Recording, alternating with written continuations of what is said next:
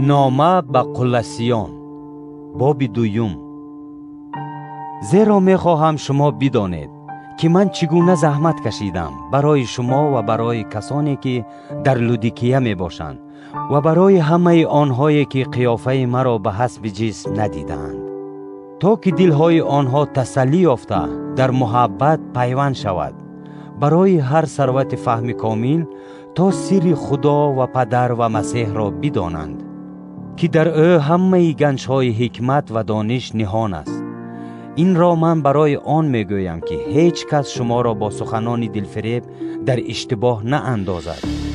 زیرا اگرچه جسماً غایبم، روحاً با شما می باشم و سرانجام خوب شما و متانت ایمان شما را در مسیح دیده شادی می کنم. پس چی طوری که عیسی مسیح را به عنوان خداوند قبول کرده اید، همان طور در او رفتار نمایید که در او ریشه دوانده و بنا یافته در ایمان مستحکم شده اید، چنان که تعلیم گرفته اید و شکر زیاد در آن می گویید.